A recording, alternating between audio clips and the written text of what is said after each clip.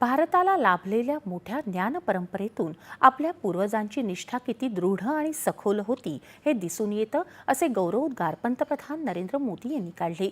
नवी दिल्लीत ज्ञान भारतम या विषयावरच्या आंतरराष्ट्रीय परिषदेत पंतप्रधान बोलत होते. आपल्या पूर्वजांनी शब्दांना ईश्वर मानून या ज्ञान परंपरेचा विस्तार केला. ज्ञानाप्रती अपार श्रद्धा, पुढच्या पिढ्यांचा विचार, समाजाप्रती उत्तरदायित्व आणि देशाप्रती समर्पण हे याचं मोठं उदाहरण आहे, असं ते म्हणाले. भारताची ज्ञान परंपरा जतन, नवोन्मेष, वृद्धी आणि अवलंब या 4 स्तंभांवर आधारित आहे, असं त्यांनी सांगितलं. साथियों, भारत की ज्ञान परंपरा आज तक इतनी समृद्ध है क्योंकि इसकी नींव 4 मुख्य पिलर्स पर आधारित है.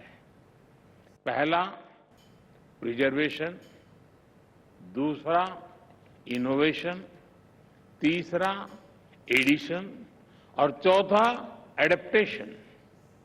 साथियों, अगर मैं प्रिजर्वेशन की बात करूं, पहले वेदों को श्रुति के आधार पर अगली पीढ़ी को दिया जाता था और हजारों वर्षों तक वेदों को बिना किसी त्रुटि के ऑथेंटिसिटी के साथ प्रिजर्व किया गया.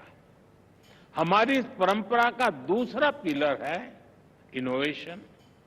हमने आयुर्वेद, वास्तुशास्त्र, ज्योतिष और मेटलर्जी में लगातार इनोवेट किया है.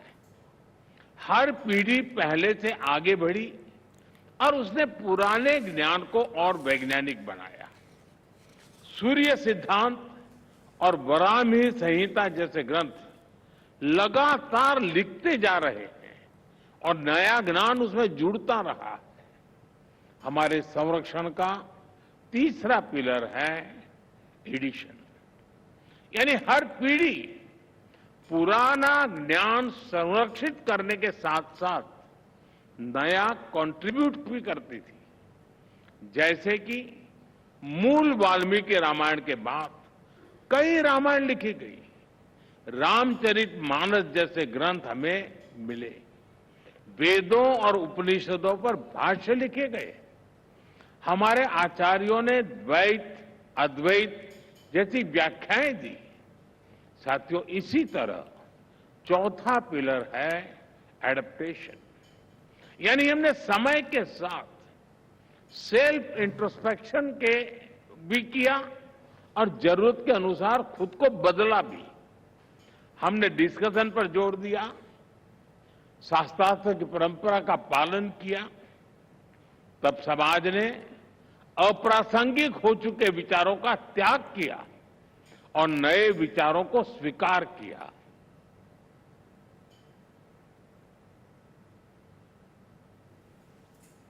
भारतात 80 भाषांमध्ये सुमारे 1 कोटी हस्तलिखितं असून हा जगातील सर्वात मोठा संग्रह आहे, असं त्यांनी सांगितलं.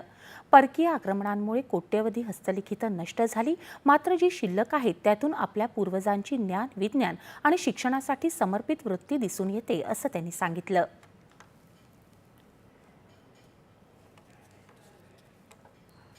भारतातील हस्तलिखितांमध्ये संपूर्ण मानवजातीच्या विकासाच्या प्रवासाचे ठसे आहेत, असं ते म्हणाले.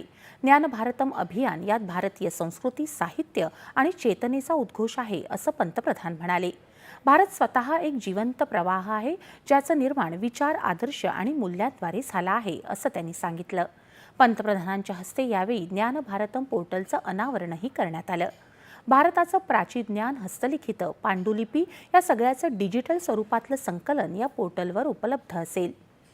नवी दिल्लीत कालपासून सुरू झालेल्या या परिषदेची संकल्पना पांडुलिपीच्या हस्तलिखितांच्या वारशातून भारताच्या प्राचीन ज्ञानाचं पुनरुज्जीवन अशी आहे.